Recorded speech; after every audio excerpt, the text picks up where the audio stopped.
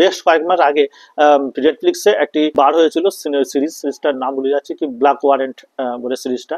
সেই সিরিজটা শেষে দেখানো হয়েছিল যে চার্লস শোভারাজ সে পালিয়ে গিয়েছিল তিহার জেল থেকে। এখানে তার পরের যে কাহিনী সেটা নিয়ে একটা সিনেমা বানানো হচ্ছে, সিনেমার নাম হচ্ছে ইন্সপেক্টর জেন্ডে।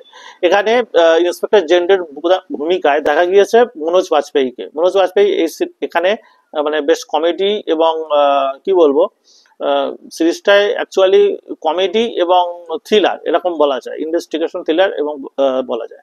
তো সে পালিয়ে যাওয়ার পরে, চার্লস শোভারা পালিয়ে যাওয়ার পরে তাকে কিভাবে ধরেছিল মুম্বাই পুলিশ সেটা নিয়ে। তো সিরিজ এই সিনেমাটা দেখার সময় আপনার মানে হাসি লাগতেও পারে, আবার নাও লাগতে পারে। আমার মানে ভালো লেগেছে, মজা লেগেছে, মানে বহুদিন পর একটা সিচুয়েশনাল কমেডি দেখলাম, কিন্তু মানে সেরকম বিশাল কিছু হাসির সিনেমা তা না। পুরো সিনেমা জুড়ে দেখানো হয়েছে মনোজ বাজপেয়ীকে।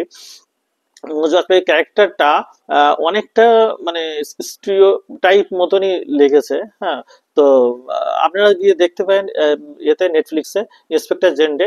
আপনার কেমন লাগলো জানেন, আমার একটু মিশ্র প্রতিক্রিয়া বলা যায়, ওয়ান টাইম ওয়াচ হিসেবে খুবই ভালো। এছাড়া জিম শরফ এই চার্লস শোভারাজের ভূমিকা অভিনয় করেছেন, সেটাও ভালো লাগবে। যদিও ব্ল্যাক ওয়ারেন্টে যিনি আর কি চার্লস শোভারাজের ভূমিকা অভিনয় করেছে যে ছেলেটা, তাকে নিয়ে আসলে আমার মনে হয় বেস্ট মজাটা হতো। যাই হোক, সিনেমা নিয়ে এরকম আলাদা ধরনের খবর পাওয়ার জন্য অবশ্যই লাইক, সাবস্ক্রাইব এবং ফলো করতে ভুলবেন না। ধন্যবাদ।